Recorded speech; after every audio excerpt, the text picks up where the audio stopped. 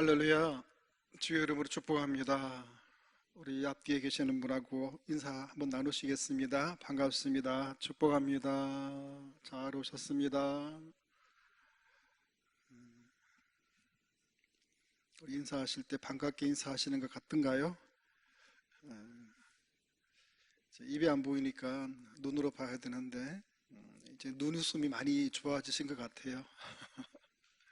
지금 감염병으로 온 세계가 혼란스러워하는 이때에 우리의 마음이 평안으로 또 지켜주심을 받는 것은 우리 덕분이 아니고 어떤 누구의 덕분이 아니고 오직 하나님의 덕분인 줄로 믿습니다. 오늘 우리 말씀을 통해 하늘에서 주시는 그 하늘의 평강이 또 우리에게 풍성하게 넘쳐날 수 있기를 축원드립니다. 어떤 주인에게 나귀 한 마리와 강아지 한 마리가 있었습니다. 강아지는 주인이 집으로 돌아올 때면 언제나 그렇듯이 꼬리를 살랑살랑 흔들면서 반갑게 주인의 주위를 빙빙 돌면서 주인을 맞이하는 것을 나귀가 옆에서 유심히 보다가 어느 날 자기도 주인이 들어오자 주인의 주위를 껑충껑충 뛰면서 맴돌기를 시작하는 겁니다. 그러다가 잘못해서 실수로 뒷발질로 주인을 냅다 차버리고 말아버렸습니다. 뒤로 낮아빠진 주인은 화가 나서 나귀를 실컷 두들겨 패고는 마구간에 가두어 버리고 말았다고 합니다.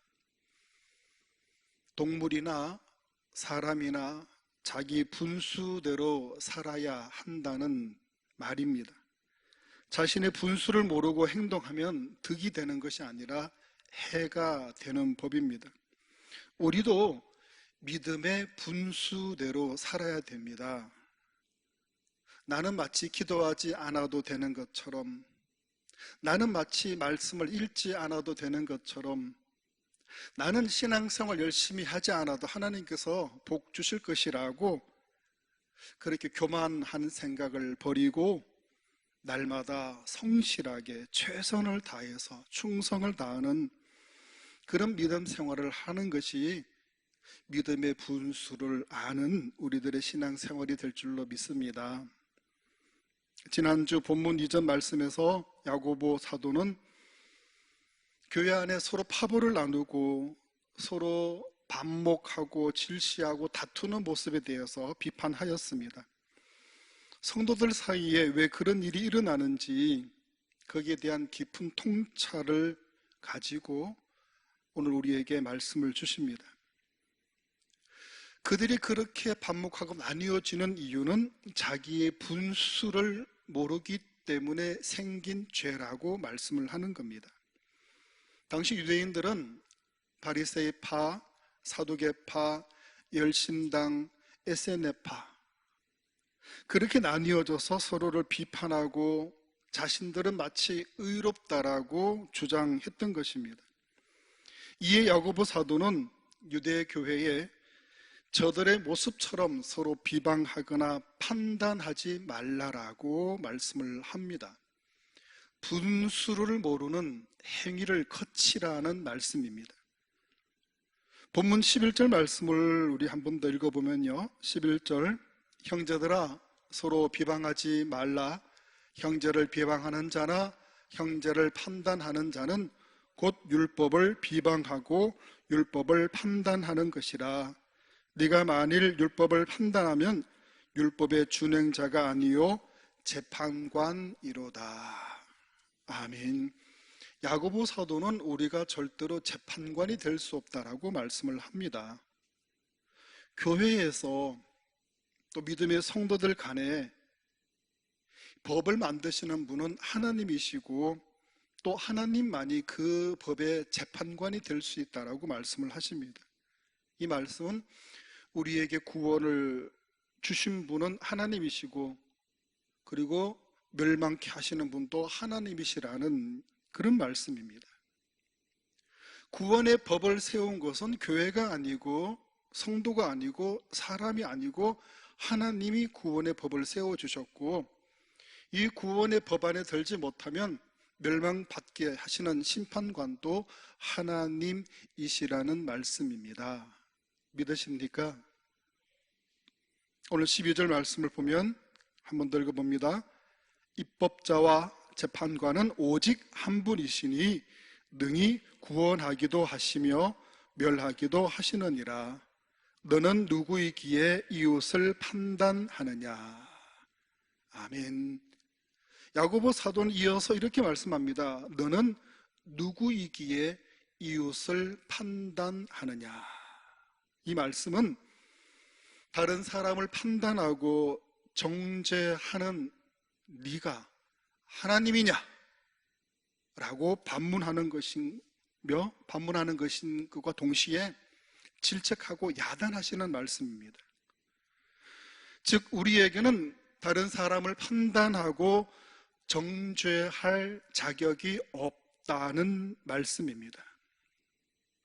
그런데도 우리는 자주 다른 사람에 대해서 헐뜯고 판단하고 정죄할 때가 많습니다. 이런 말을 들은 적이 있습니다. 농담이겠지만은 세상 사람들이 술자리에서 가장 좋아하는 안주거리가 뭔지 아느냐? 사람들이 술 마실 때 가장 좋은 안주거리, 다른 사람을 씹는 거라고요. 다른 사람을 씹는 것. 술 마시면서 미워하는 사람, 싫어하는 사람에 대해서 험담하고 욕하고 뭐 이런 것들이 이 술자리에서는 주된 대화라는 그런 말인 것 같습니다. 그렇다면 우리는 어떻습니까? 우리는 다른 사람에 대해서 험담하고 판단하고 정죄하지는 않습니까? 우리 죄의 뿌리는 피조물인 인간이 창조주이신 하나님이 되려고 한 죄입니다. 네가 이 선악과를 먹으면 눈이 밝아서 하나님처럼 될 것이라. 하나님만이 하실 일을 인간이 해보겠다고 바벨탑을 쌓은 것이 인간입니다. 인간이 하나님처럼 될 수 있다라고 여기는 그것이 죄악의 시작입니다. 하나님이 하시는 그 판단, 그 정죄를 내가 할 때 우리는 죄악의 입구에 들어서게 되는 겁니다. 성도들이 다른 사람을 비방하는 것은 이것은 근본적으로 이웃을 자기 몸같이 사랑하라 하신 주님의 계명을 어기는 죄가 되는 겁니다. 그래서 예수님은 이렇게 말씀하셨습니다. 마태복음 7장 2절 말씀을 우리 같이 읽어봅니다. 너희가 비판하는 그 비판으로 너희가 비판을 받을 것이요. 아멘. 내가 상대방을 판단하고 정죄하지만 실제로는 내가 판단받아야 되는 자고 정죄받아야 되는 자라는 말씀입니다. 오늘 본문에서 형제를 비방하는 행위가 사람과 사람의 문제일 뿐만 아니라 근본적으로 하나님 앞에서 교만한 죄를 범하는 것이라고 말씀을 하는 겁니다. 믿음의 성도라 하면서도 다른 사람을 판단하는 것은 율법을 판단하는 것이라고 말씀을 합니다. 사람은 율법을 지키고 준행해야 하는 자이지 그 율법을 판단한다면 그 사람은 심판주이신 하나님의 하시는 일을 범하는 것이 되는 겁니다. 즉 월권 행위를 하는 겁니다. 그것이 교만입니다. 우리가 믿음의 성도들로서 비방하는 것, 다른 사람을 비방하는 것은 스스로를 하나님과 같은 판단 자리에 앉는 것, 그것이기 때문에 하나님 앞에서는 교만한 죄가 된다는 말씀입니다. 마태복음 7장 3절에서 5절 말씀을 우리 같이 읽어봅니다. 어찌하여 형제의 눈 속에 있는 티는 보고 내 눈 속에 있는 들보는 깨닫지 못하느냐? 보라, 내 눈 속에 들보가 있는데 어찌하여 형제에게 말하기를 나로 내 눈 속에 있는 티를 빼게 하라 하겠느냐? 외식하는 자여, 먼저 내 눈 속에서 들보를 빼어라. 그 후에야 밝히 보고 형제의 눈 속에서 티를 빼리라. 아멘. 우리 주님께서는 이웃의 눈에 있는 그 티를 먼저 보기 전에 자신의 눈에서 들보를 먼저 보라고 말씀을 하십니다. 이 말씀은 우리는 다른 사람을 판단하는 자가 될 것이 아니라 자신의 죄를 먼저 깨닫고 회개하는 자가 되는 것이 신앙의 근본, 신앙의 본분이다라고 가르치는 말씀입니다. 다른 사람을 향해 손가락질 하는 것이 아니고 나머지 세 손가락은 자기를 가리키고 있다는 것을 알고 자신의 죄를 먼저 깨닫고 회개하는 것이 신앙의 시작이라고 말씀을 하는 겁니다.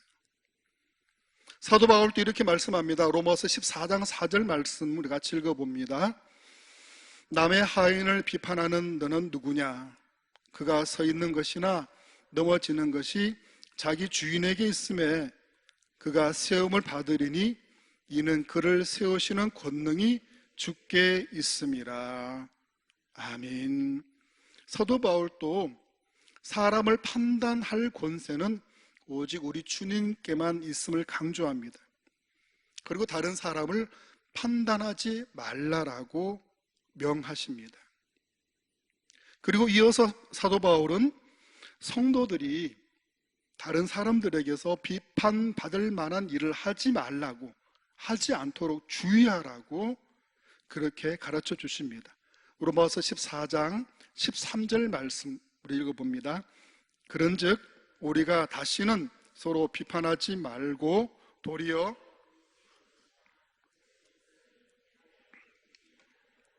주의하라. 아멘. 신앙생활은 다른 사람을 비방하지 않을 뿐만 아니라 나 스스로도 다른 사람에게 비방받지 않도록 그 말과 행실을 조심하라는 것입니다. 스스로가 먼저 자신의 언행, 심사를 잘 돌아보고 다른 사람에게 부딪히거나 그치는 일이 되지 않도록 조심해야 된다는 겁니다. 나는 할 말 다 하고 할 것 다 하면서 다른 사람을 향해 손가락질 하는 것은 내 눈에 있는 들보는 보지 못하고 다른 사람의 눈에 있는 티는 보는 것이라는 것이죠. 그래서 우리는 상대를 비방하지도 말아야 하지만은 자신이 다른 사람에게 비방받을 일도 하지 말아야 한다는 말씀입니다. 시골의 어떤 교회에는 출입문이, 안 그래도 시골 교회가 작은데 출입문이 천장이 낮아요. 그래서 그 교회에는 들어가려고 그러면 꼭 머리를 숙이고 고개를 숙이고 그 출입문을 들어가야 했습니다.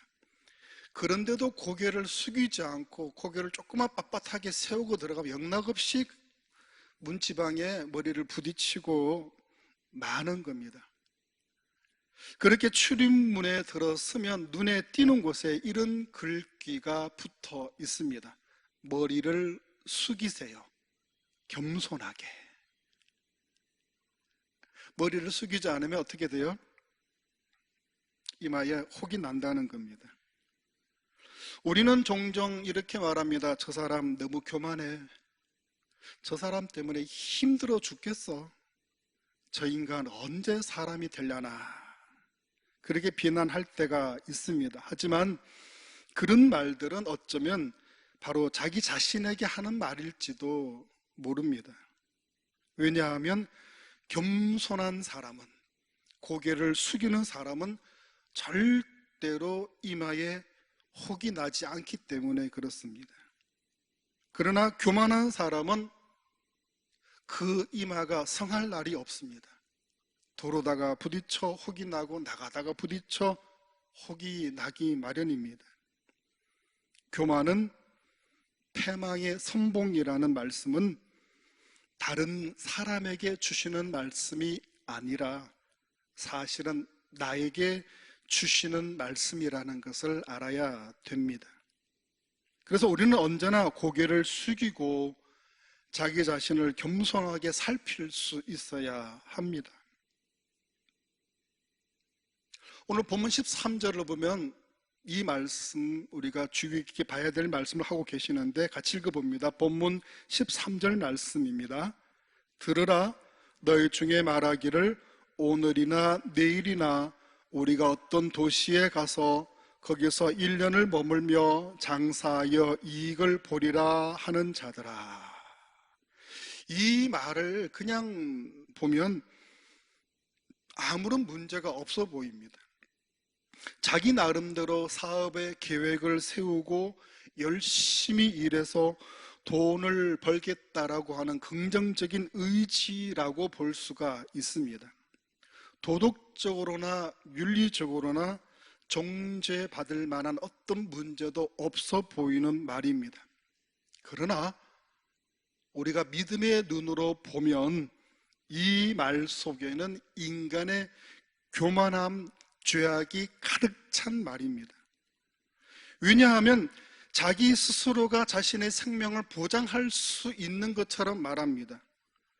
자신이 계획한 것은 자신의 의지로 얼마든지 이룰 수 있다라고 하는 그 교만함이 들어있는 말이라는 것입니다.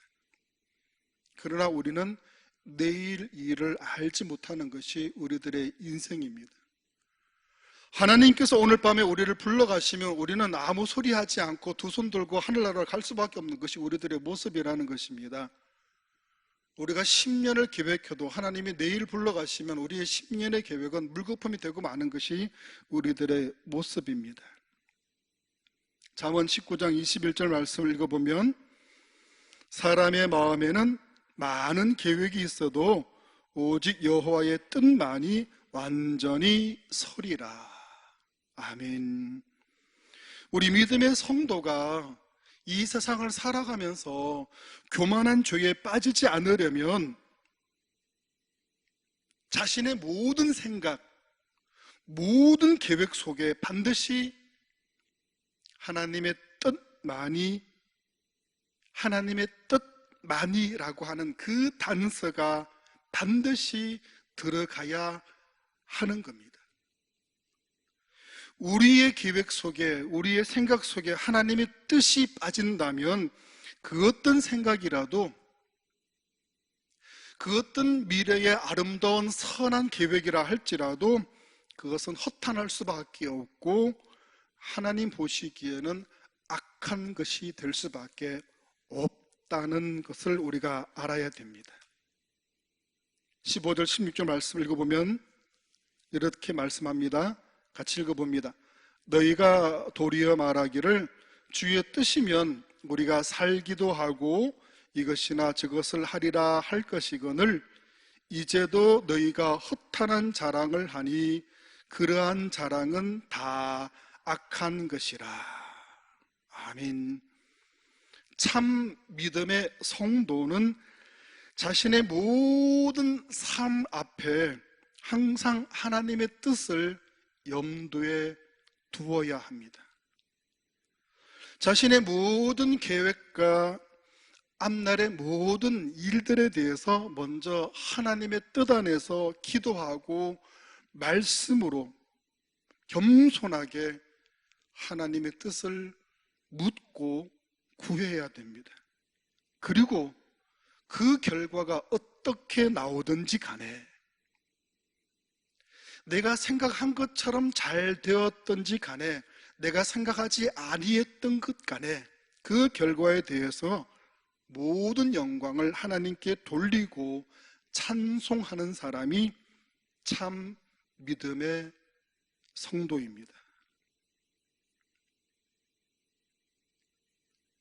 아까도 우리 이성민 집사님이 잠시 간증을 하셨는데 하나님께서 왜 어머니를 먼저 불러가셨는가 이해가 되지 아니했지만, 우리의 생각으로는 이것이 잘된 일인지 아닌지 내가 볼 때는 아닌 것 같지만, 그러나 합력하여 선을 이루게 하시는 분이 우리 하나님이시기 때문에, 내가 볼 때 이 결과가 아닌 것 같아도 우리는 그 결과를 온전히 하나님께 영광을 돌리며 감사하며 찬양하는 것이 참 믿음으로 나아가는 성도의 삶을 살아가는 것입니다.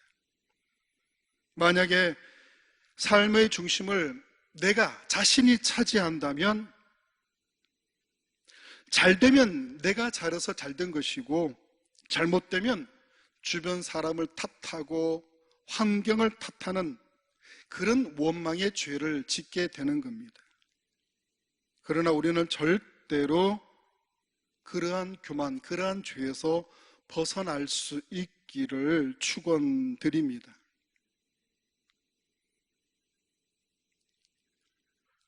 하나님이 빠진 그 어떤 계획, 그 어떤 생각, 그 어떤 행동이라도 내가 볼 때, 세상이 볼 때는 좋고 아름답게 여긴다 할지라도 하나님의 뜻이 빠져 있다면 그것은 허탄한 것이고 그것은 죄악된 것이라는 것을 오늘 말씀을 통해 깨달을 수 있기를 바랍니다. 혹시 무의식적으로 내뱉은 말과 행동일지라도 그것이 하나님 앞에 교만하지 않을 수 있도록, 나를 드러내고 나를 자랑하는 것이 되지 않도록 오늘 이 시간 우리는 하나님께 지혜를 구하는 기도를 할 수 있기를 바랍니다. 하나님 앞에 우리의 모습이 참으로 겸손하고 낮아짐의 모습을 통해 살아계신 하나님을 나타내고 드러낼 수 있는 우리의 모습이, 우리의 삶이 거룩한 산 제사의 삶이 되어줄 수 있기를 축원드립니다. 구약의 제사는 죽은 짐승을 바치는 죽은 예배였다면, 신약에서의 예배는 예수 그리스도의 돌아가심으로 피 묻으신 그 십자가를 통해 우리는 날마다 살아있는, 살아서 예수 그리스도를 드러내고 증거하고 살아있는 하나님을 나타내고 그것을 증거할 수 있는 우리들의 모습이 될 수 있기를 바랍니다. 우리가 믿는다 하면서도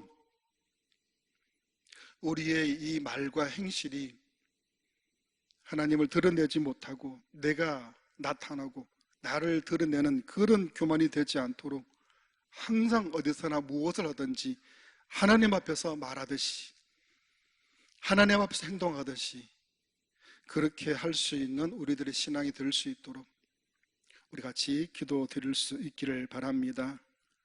다른 사람을 판단하고 정죄하고 비방하는 그런 교만한 죄를 짓지 않도록 나 자신을 스스로 돌아보며 회개하고 그리고 하나님 기뻐하시는 그 모습으로 나아갈 수 있도록 위해서 우리 같이 기도할 수 있길 바랍니다.